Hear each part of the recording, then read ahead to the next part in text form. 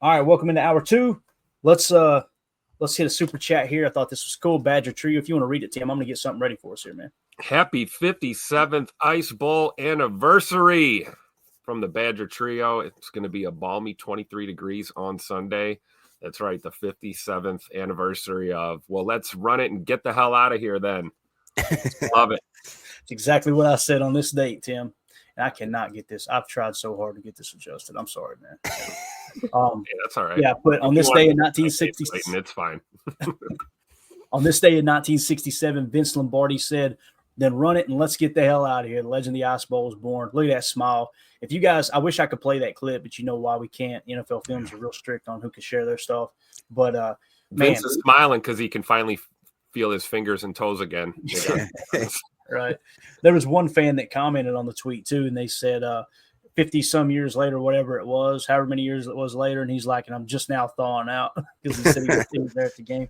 But that clip right there and that scene is obviously they're watching back. See, I think it was CBS there that had the telecast. They put a clip up of Jerry Kramer with that key block on the wedge play, right? The quarterback sneak, and it's seeing Lombardi react to that. That's what I'm talking about, the motion in the locker room, right? Like you praise in public and you criticize in private. That's leadership 101. Lombardi wasn't great at that. Don't get me wrong. You can see him on this. What the hell's going on out here? All we do is grab. So pretty cool though, man. The Ice Bowl. One of the reasons why I'm a Packer fan today was I told the story, bought a DVD set, the history of the Packers, and there was an extra bonus CD or DVD that had the Ice Bowl in it as its entirety, the telecast. I was like, I think it was like, 3 weeks later, I was at Lambeau Field watching them play the Bears. So I've been hooked ever since. Again, Badger Trio, thank you so much for the super chat, man. All right, let's go back to the rest of the chat. We've got some other stuff we'll hit on Twitter here in a second. Let's get caught up. CJ says, personally, I'm all in on going into Philly and starting our 7-seed championship. That's the way I see it, too. Like, this whole, man, we got to, if this can happen, that can happen, we can avoid a tough matchup. You're in the playoffs. You're going to get a tough matchup. It's coming. Just wait, right? With CJN, I still feel like I did before week one. I'll play the Eagles on the damn moon. Let's go. and seriously, Jacob, we talked about it. Jalen Hurts going to have a little bit of rust, right? And here's another team too, that powerhouse, right? How did we match up against them in week one? Wasn't it a 1-score game? Yes, sir, it was. And I would argue that if we weren't playing on absolute slop trough, being the Brazilian turf there, that a few things probably would have shaked out the different way. And you can look at every single one of our losses. Now, I know that's very much cherry picking to say, well, what if? But guys, it's 1-score games where if you could even dictate the end of a certain drive in these games, that, it's a different outcome. I'm excited. I'm confident. Like Tim said, I'll go to Mars. I'll go to the moon. I don't give a darn as long as they got good footing on the field. Yep. And as long as you account for the A.J. Brown factor and the Saquon Barkley factor, Saquon's a beast. He's going to get his either way, So I think you got to just figure out a good game plan and not be intimidated, but certainly respect those weapons for sure. Yeah. And, here we are. We're talking about, Saquon Barkley, and we're talking about A.J. Brown. They're probably their best weapons, right, on that offense. But again, those guys are not the reason the Eagles are the Eagles. The Eagles are the Eagles is because multiple drafts in a row. Yeah. Trenches. Yep. Three tech, right? And I'm telling you, that's how you build a solid contender. Both also, that pair of rookie cornerbacks is playing pretty darn well for what they've been asked to do. Quignon and Cooper DeJean. Yeah. You're right, though, Clayton. Both lines, their O-line, too. Yeah. I mean, they had a Hall of Fame center retire, and they haven't missed a beat at all. Watch them run that QB sneak. Watch them run that push. Bro. And I know it gets on people's nerves, and I'm not a big fan of it either. But, man, when you watch them execute it, it's like, as a defensive line, think of what that does to your psyche. You got to play these guys for 3 hours. And if it happens on the first drive and they go out there and they go, okay, we know exactly what they're doing. It's us against them. And they drive you back 40 yards. You've got to get up out of that pile like, damn, we just can't beat these guys. You know what I mean? It's one of those plays that's very like, I don't know if demeaning is the right word. Half push. Dude, the Tucker Kraft ones. I do love that. Play better I love when it. he comes in under center and just plays a little quarterback. I love it. Perfect example of what we're talking about on these 3rd and 4th and shorts, right? Like, Hey, and then I'm just waiting for Matt to call that play, and then Tucker pulls it out and rolls left and throws one. Yeah. Or snap it and Tucker toss it back to Jordan, and Jordan roll right with a little sprint right option or something. There's a lot of things he can do. Call it the tuck tug. The hell's wrong with you, Jake? Too old for this. We can do the tuck buck. Whatever. You got to figure it out, man. You got to stop into it. The tuck tug. You sure he didn't mean the tuck and tug? Unbelievable. Oh, here's a good one. The cheese squeeze, man. You got to do the cheese squeeze. Cheese squeeze would be good. Not bad. That's terrible. Tim disagrees. All right, let's go back to the mark here. Professor Cakes says, bring on Philly if we're going to make it to the Super Bowl. Got to go through them eventually. Completely agree. CJN, in our losses, I believe an average of 4.4 points, and some fans are jumping off the cliff like we're losing by 20. Tim, you want to take that one for me, bud? It's so true. It's like, what are we doing? I got nothing to say. I mean, he nailed it, right? Yeah. It's so true. And hey, how about all those times we have been losing by 20 and then we only end up losing by, a point or two or, so we haven't been blown out and I don't see it happening. I just don't. No, definitely. Mrs. Green in the house says the Green and Gold movie with Coach Craig T. Nelson out in exactly 1 month, and he will be singing the national anthem at the Packers versus Bears game. Pretty rad. That's awesome. Jacob, you were the first one to make me aware of that movie, I believe. Didn't he put it in the chat? Am I thinking, Tim? You probably already knew about it, Tim, but that was the first time I remember seeing any information on it. Listen, it might have a little cheesiness to them, but most good sports movies do, right? Yep. Looks pretty and cool. They actually filmed it in Wisconsin too, so that's another cool little feature there. A lot of times you'll see those, in Hollywood, they shoot it somewhere else and try to convince you that it's where it is. But no, this was actually I think Charlie Barron's is in there as well, which is kind of cool. Yep. I think they filmed it in Door County, if I'm not mistaken. I think that's what I heard too. But yeah, anytime there's a movie, around the Packers, there was supposed to be an Ice Bowl movie. I told you guys about this. I remember hearing about it back in like 2012 or 2013. Actually, it was before that because they were shooting to have it on the anniversary the year after they won the Super Bowl, I think. But it was going to be a movie, like a full film about the Ice Bowl. And around that time, the Writers Guild and Hollywood and all that striked, and they just threw everything all out of whack. But somebody needs to make that film. That'd be absolutely awesome. This is definitely my wife jumping in the chat here, telling me that we're going to go to the game on Sunday. I think that's what that is. Yeah, we got to go, if only to see Coach singing the national anthem before the game, right? Let's all go. Go. Come on, Clayton, jump on the plane. Let's go. I'll tell you this, man. Mandy, we had a listener reach out. I'm trying to think of who it was. I don't have his name saved. I think I just got the number. God, I can't remember who it was. No, there it is. Or is it? Nope, it ain't. Damn it. I can't remember who it was, but someone's got 4 tickets, right? And I've been shopping them around to people I know. Of course, I got an ad on my messaging app here that we use for the show. Give me just a second. I want to pull it up. Make sure. There, here we go. Okay. Yeah, he doesn't have his name listed here. I'm trying to remember who it was. Text me your name. You're probably listening. I got the so he says $135 a piece, 4 tickets. Wow. At $135 each. And it's section 137 next to the away tunnel in the end zone, right? Oh, nice. Row 11 and row 27. Seat numbers are 19 and 20 in row 11, and then 5 and 6 in row 27. So Mandy immediately started looking at flights. We could fly up there for pretty cheap if we flew out of Nashville.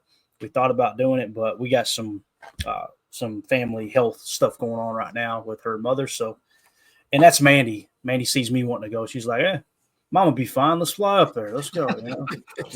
But we'll probably have to hang out here. But again, if anybody's looking for tickets, shoot me a text, 865-658-5824, and I'll get you in touch with our people there, our folks there. And also check with Ticket King. we talk about them all the time. They're going to have tickets available too. So, Tim, you going to go? We'll see what the missus says. We're gonna have to. Sound like me. I'd like to. Can we go? Can we go? Can we go? Tugging at the sleeve, right? That's me. All right, Milltown Corey. I wonder if Jordan Love's knee is a lot worse than he's saying.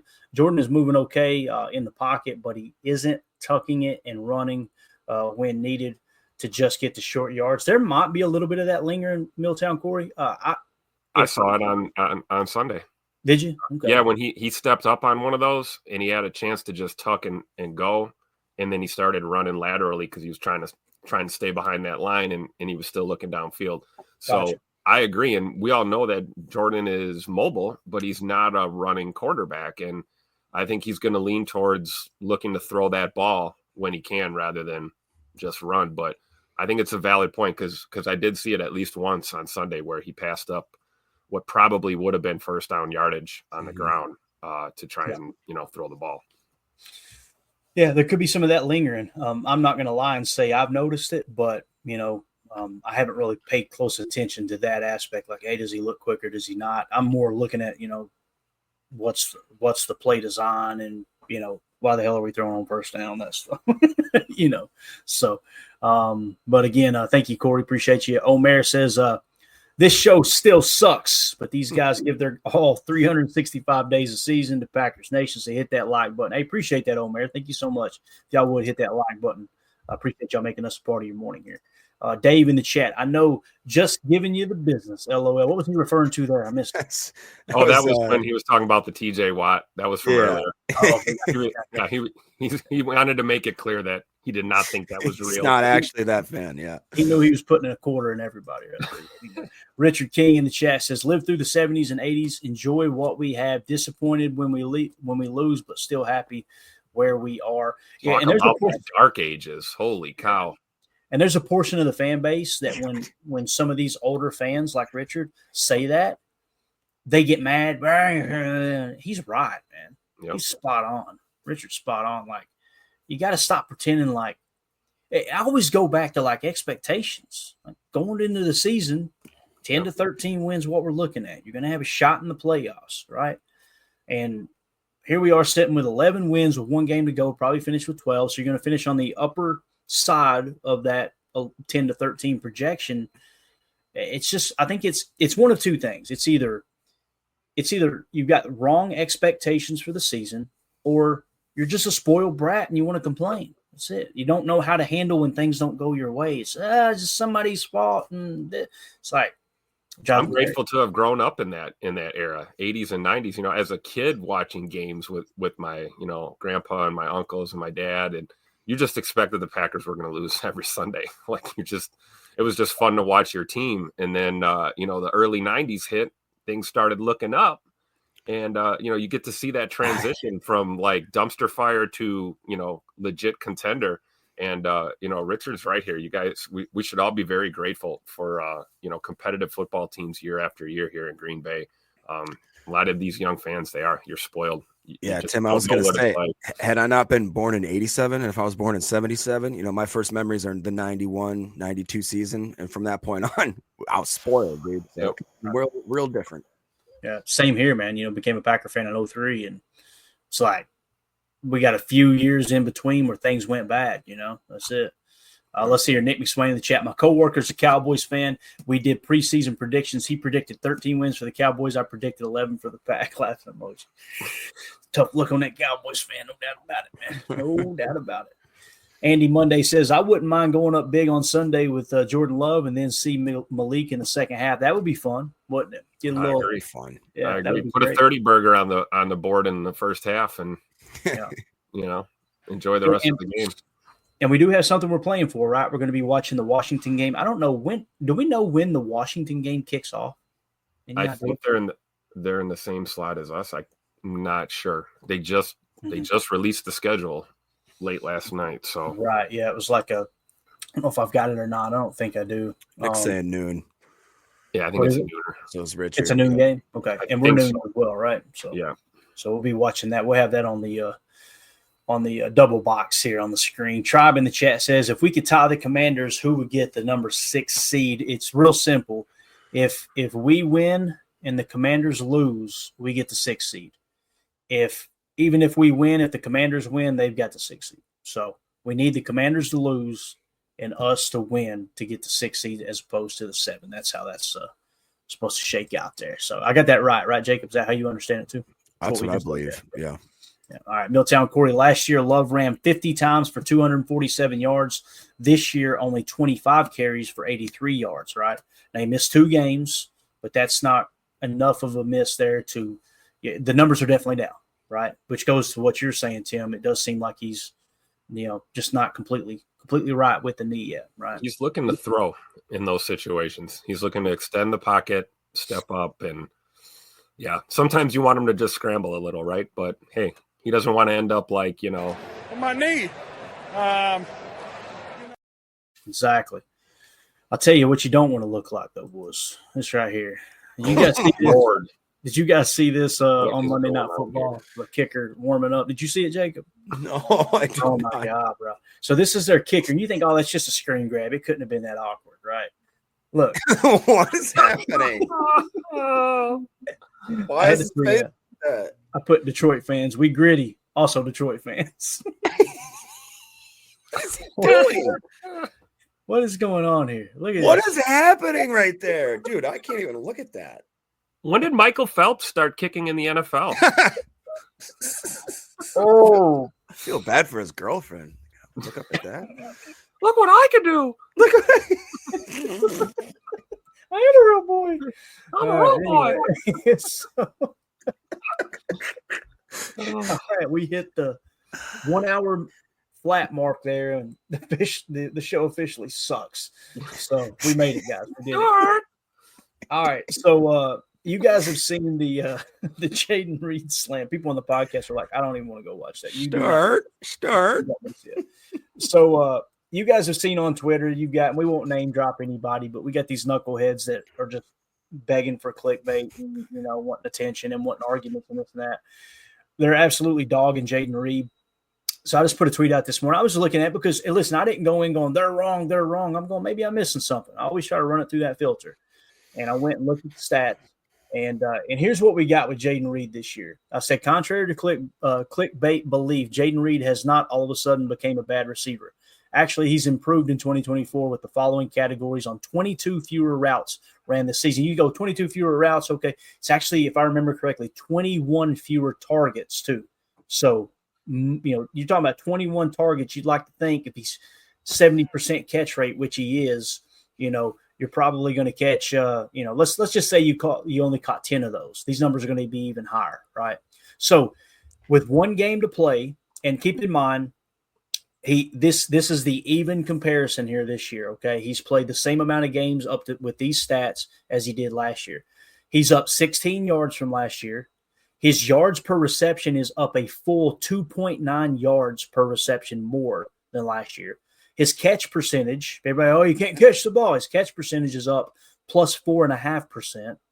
His receiving EPA is up plus 7.7. His yak yards are up 55 yak yards, so he's been more effective with yards after catch.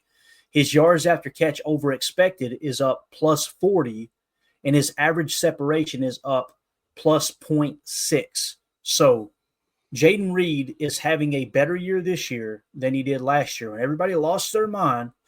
And we've got, 2 or 3 knuckleheads in the fan base running around talking about Jayden Reed. This needs to be explained. This needs to be, whatever, studied. I love it when they say that. You want to sound like a jackass and think you sound smart. The demise of insert player needs to be studied. It's like, get away from me, you knucklehead. So again, Jayden Reed leading the team in receiving yards, up in all these categories. Has he been perfect? No, nobody has been. But this idea that all of a sudden Jayden Reed is a bad receiver and he needs to be replaced, get off my timeline with that crap, man. So, and that's another great point Coach Lynn pointed out. He had the ankle injury earlier in the year, right? I think Reed's been dinged up a bit this year. Imagine if he had been fully healthy too. So he's obviously already surpassed most of his numbers from last year in yardage as well. So with one game to play here, I'd love to see him go out there and catch 3 tutters and just shut them up. That's just me. But yeah, how do you guys feel about Jayden Reed? Am I wrong here, man? This is this has drove me crazy watching this the last couple of weeks, and I do think it's clickbaity. I think it's someone just trying to farm engagement on Twitter. But I agree. Bird's the man. I got nothing negative to say about Jayden Reed. It's a season ebbs and flows. Players' development ebbs and flows, ups and downs. Jayden Reed makes our offense better. Period. Point blank. Does not matter. I'm not with any of the Jayden Reed slander at all.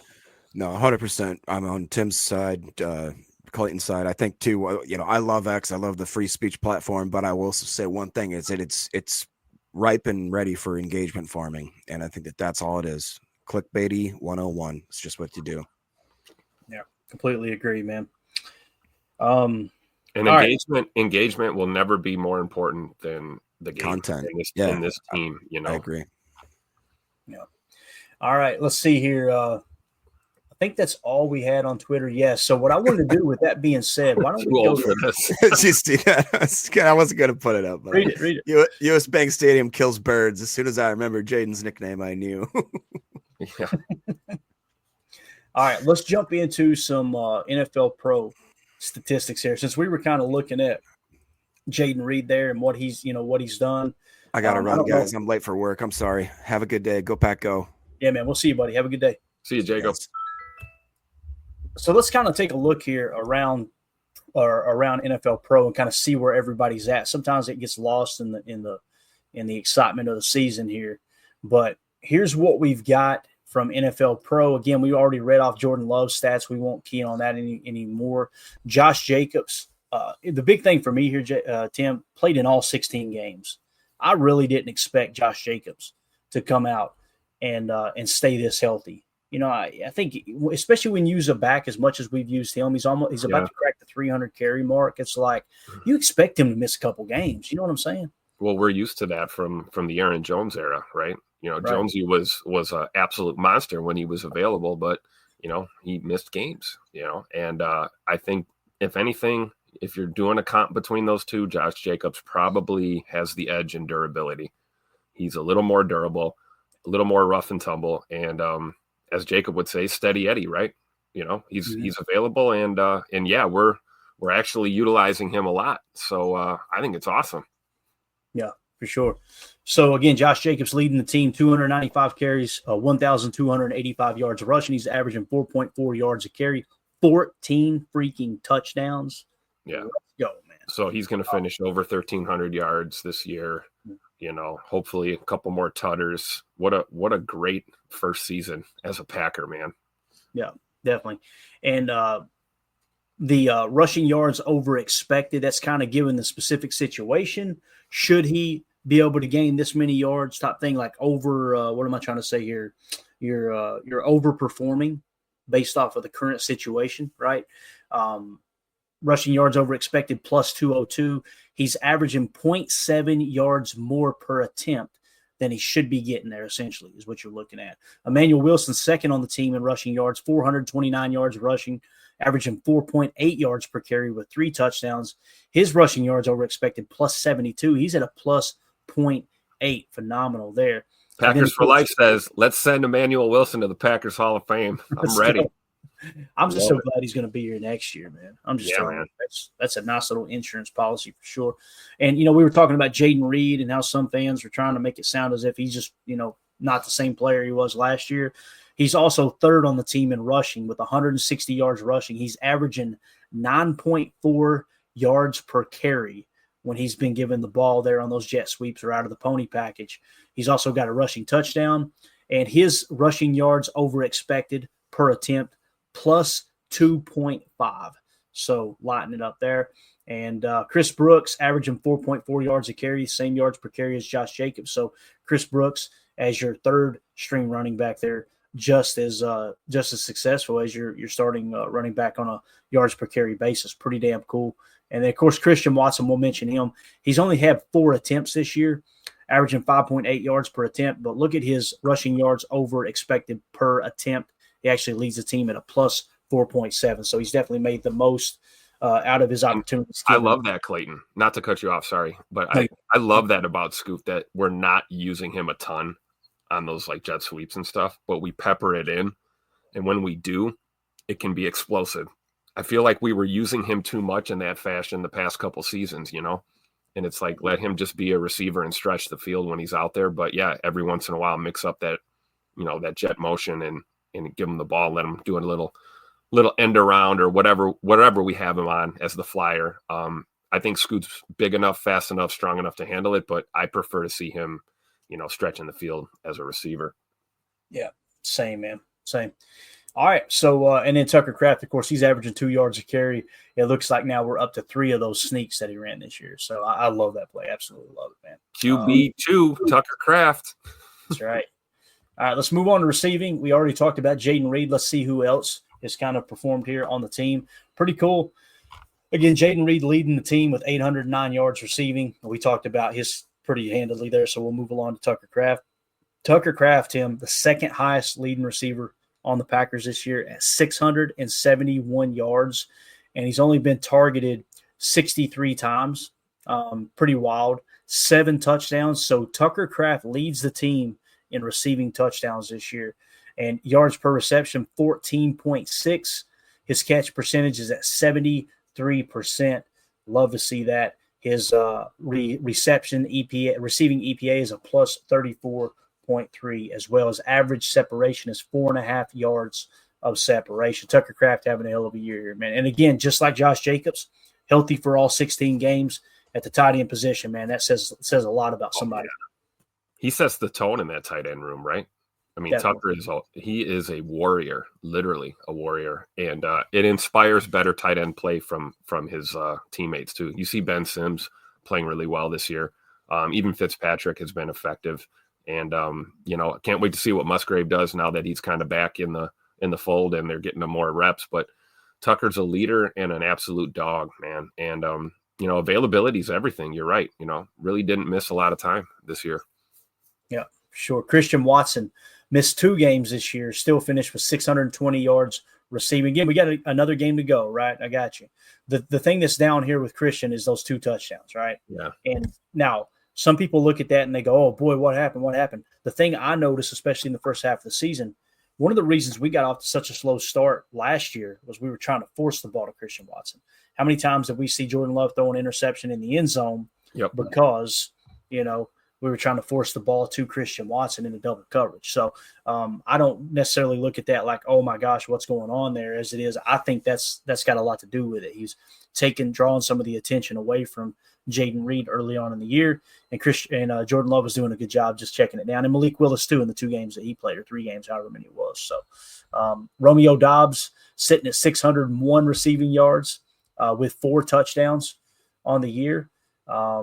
Pretty cool there. And again, Christian Watson, the big thing, let me go back to Christian Watson. The big thing that sticks out to me, though, is his catch percentage at 55.8%. But keep in mind, Christian Watson, it seems like, I could be wrong, but it seems like he's getting a lot more deep shots than other receivers. Obviously, that's going to be a lower success rate than, someone like Jayden Reed on a spot play, a slant, something like that, right? So absolutely. And it makes sense, though, right? If you're going to throw one deep and you got coverage, you want to go to your big, tall guy rather than your short, fast guy. Yeah. And if people say, oh, Clayton, you're making excuses for him, look at the catch rate over expected, plus 7% for Christian Watson. Matter of fact, he's only second behind, let's see here, at 0.7% of our stars. If we did qualifiers, he would be leading, meaning, a certain amount of targets. But the players that are ahead of him, like Chris Brooks coming out of the backfield, obviously Malik Heath, who's got a very minute amount of snaps, Ben Sims, a very minute amount of targets as well. So Christian Watson, I feel like he's had a decent year. It sucks that he was banged up there for a short bit. I'm excited to see what he does next year as well. And this right here, guys, I know we usually don't talk a lot of stats on this show because we'd rather watch the tape. We're more interested in that aspect. But this right here is going to come into play, Tim, when they go to negotiate that contract. If they go to him this offseason and going into training camp, because next year is going to be his last year on his deal, and they go to basically work out a deal, these are the things the Packers are going to use as a negotiating chip. They're going to go, hey, you've been banged up, right? Also, you finish the year, let's say he finishes with 700 yards receiving and 2 or 3 touchdowns, right? You want us to pay you $25-30 million? You know what I'm saying? That's going to be a bargaining tool. There's no doubt about it. It's not everything, but you can bet your sweet bottom the teams use that as a negotiating tactic. You know what I'm saying? Yeah, for sure. Try and save a few $100,000 here and there where you can, right? Yeah. And Romeo Dobbs, same thing can be said there. 601 yards receiving, 4 touchdowns. If you remove the name of the players, you're not paying that stat line top receiver money. You're just not going to do it. And that's where we're going to run into a little bit of an issue for sure. Dontavion Wicks finishes the year 366 yards receiving, again, with 1 game to go, 5 touchdowns. So he is, third on the team in receiving touchdowns? Remember when everybody was ready to cut him?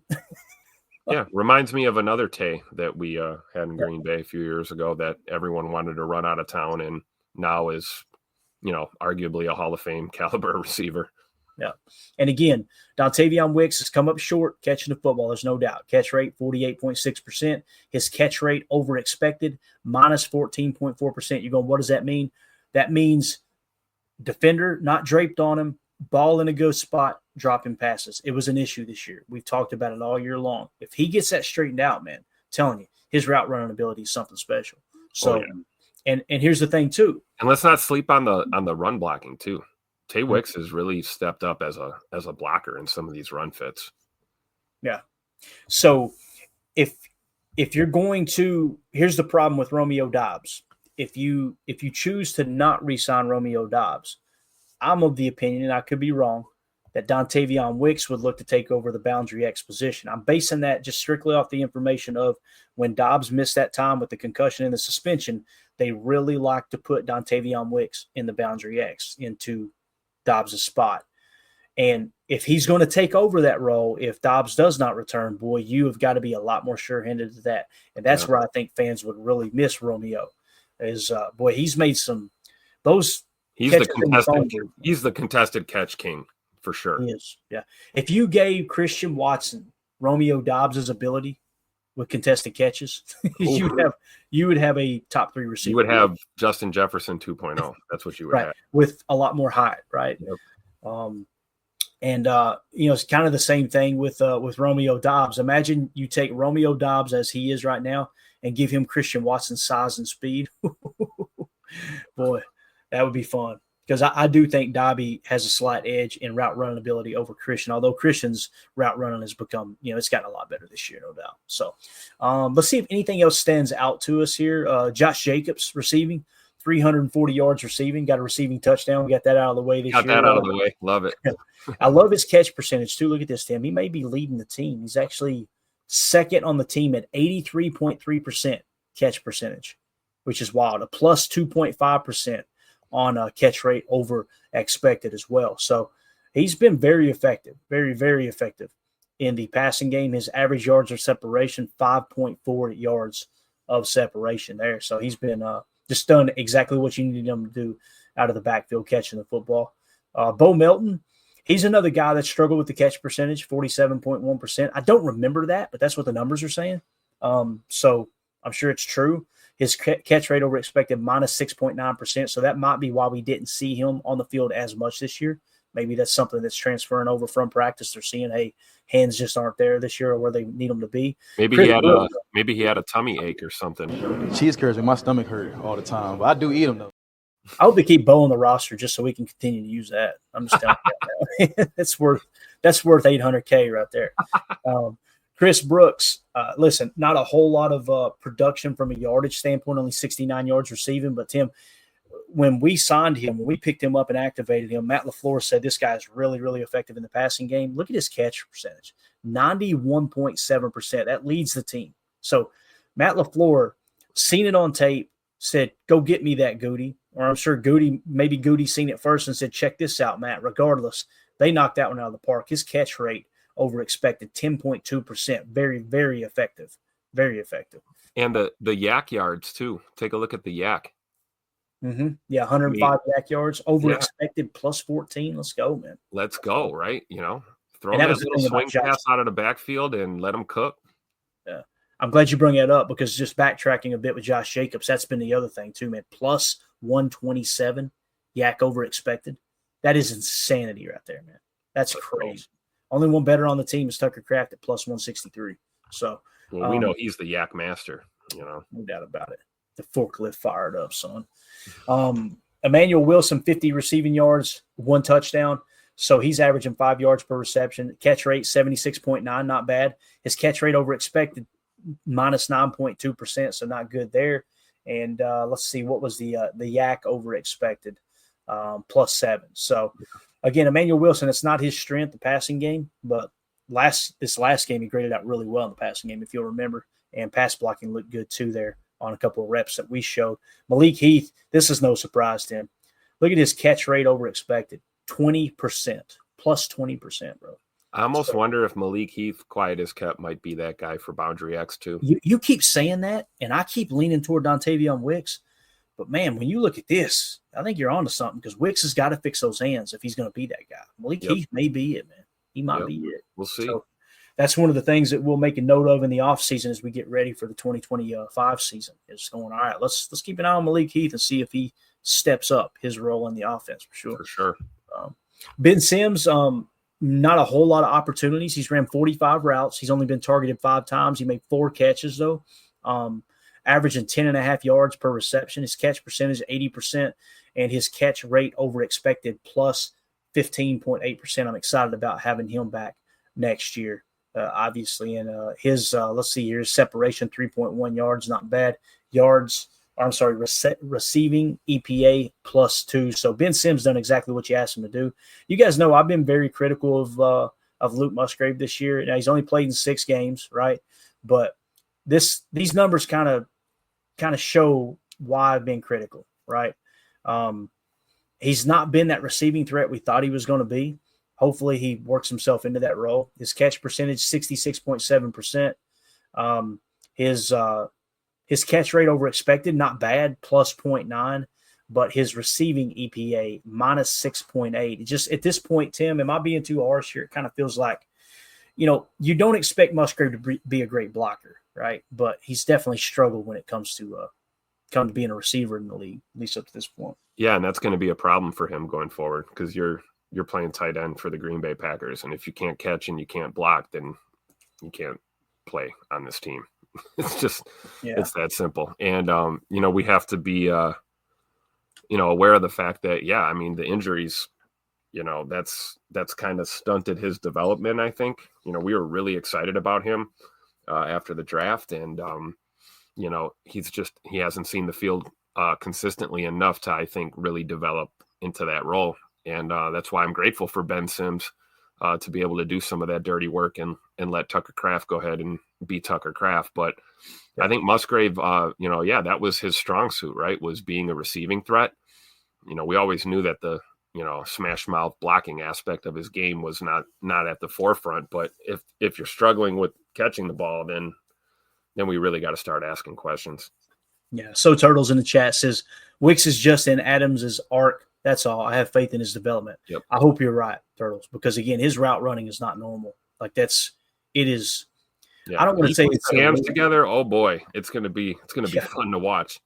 Yeah, I don't want to say that Wicks's route running is elite, but it's somewhere, in my opinion, it's. I would say it's great. I really would. You got very good, great, then elite. It's kind of how I look at things. It's definitely great, and he continues to work on that. And like Tim said, get the hands straightened out. Look out, dude! You're gonna have an absolute weapon. Yep, and he's tough too for a receiver his size. He's got that moxie that we like. He's a tough dude for being a little bit smaller of a receiver. So is Jayden Reed. Same thing. Yeah, definitely. Nick McSwain says, "Why do y'all think the Packers can't get the screen game going? Seems like they struggle with executing them." See, I see it a little bit different, Nick. I don't see them struggling as executing. I remember all year long the Y screens working to Tucker Kraft.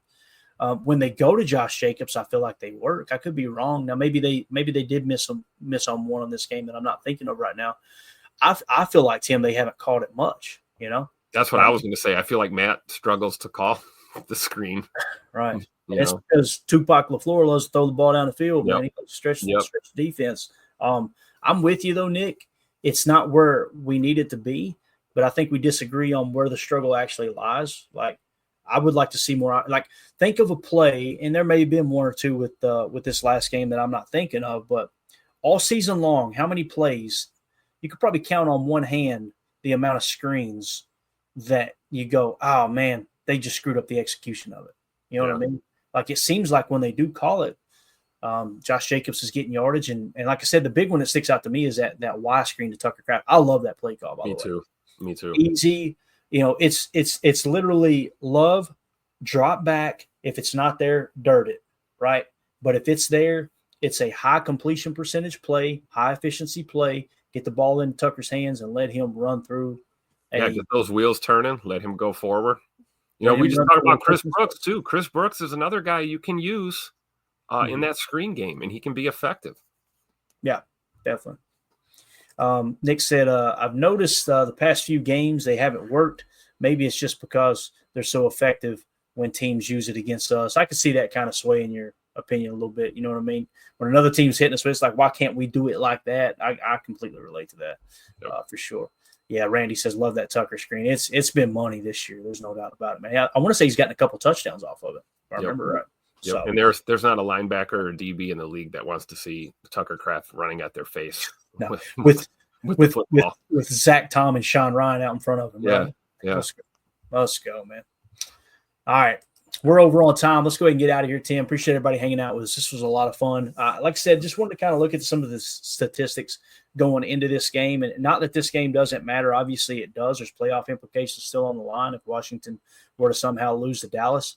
But it's kind of like up to this point, before you go into the Chicago game, where are we sitting? And the thing that provoked it was obviously the Jayden Reed slander on Twitter. I'm like, I must be missing something here. I got to go look at this, and dove into it. I'm like, no, we're not missing anything. Yes, he's dropped a few passes. There's no doubt about it. But I want to say that's the big difference, was like 5 more drops this year than last year. But more yardage, more just about everything across the board. So, and obviously still effective in the running game too. So, all right, Tim, you got anything else, man? No, that's it, man. Happy New Year's Eve. Absolutely. I see everybody in the chat thanking us. No, thank you guys. Seriously, this is always fun getting in here and talking football with you. I want to hit this one real quick. Patrick says, I'm a disabled veteran and can't afford to be a member, but I love you guys and don't miss a single episode. Patrick, let me tell you, buddy, you're not the only one that's not a member, and I want everyone to hear my voice right now. If you're not a member on YouTube, if you're not a member in Patreon, that does not make you less of a supporter of this show of anyone else. The reason we created the Patreon group was because I had a bunch of people reaching out going, man, I don't want this show to go away. I want to support you guys. And why you don't want the show to go away is beyond me, but we're glad that you feel that way. But people like Patrick and others, listen, first of all, thank you for your service. And, you know, obviously that's first and foremost way more important than anything sports related. Anyone who's served in the military that's hearing my voice right now, the only reason we have the freedom to do what we're doing right now is because of the men and women like you, and we can't thank you enough. It means the world to us. It's hard to not get emotional talking about that stuff. I lost my brother this year, and he was a veteran. My grandfather was a veteran in World War II, and it's not just about family. I got friends dealing with PTSD who served in Iraq, served in Afghanistan.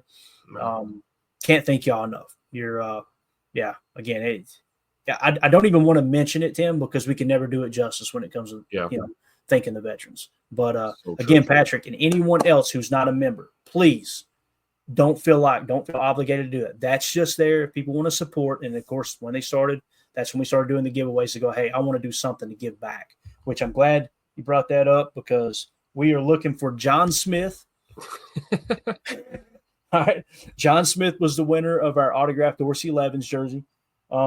Bucks Rays Bolts is an account that was in here a few weeks ago. For whatever reason, he's supporting the channel. Pretty cool. He was the second place winner. So if we don't hear from John Smith, it'll go to Bucks Rays Bolts. And if we don't hear from them, it goes to Andres, but it's ANDRA with the squiggly line above, a C that's circled, an SMX. All right. So, make sure you 3 reach out. Shoot me a text, okay? 865-658-5824. If we don't hear from John Smith, it'll go to Bucks Rays Bolts. If we don't hear from Bucks Rays Bolts, it'll go to the Andre Circle C, whatever. And if we don't hear from him, we'll probably just give it away again. We're going to have a real cool giveaway coming up soon, though. It's going to be awesome. That was donated by Trevor Anderson. We talked about it yesterday. Picture of Carl Brooks blocking the extra point to win the game against the Bears this year in Chicago, and it's autographed by Carl Brooks. That'll be something we'll give away soon too. So love it. But again, thank you so much, Patrick. Please Yeah, you being in the chat and listening to the show is more than enough support. Okay, we appreciate you, buddy. And CJN just gifted 10 memberships to loyal listeners and viewers. Thank you so much, CJN. You're too kind, buddy. We appreciate you. Everybody have a great day. We're going to do a show tonight, okay? So I know everybody's got New Year's Eve festivities. I'll be here. I'll see if the guys are available. It may be a quick show, but we're going to do a show even though it's New Year's. So if y'all are free, swing through at 7 p.m. Central. We'll talk some more ball. All right. Love it. Appreciate it, Tim. Have a good day, buddy. Thanks, Clay. See you tonight, man. All right, we'll see y'all later. Have a great one. And we go. We're out. Bye, guys.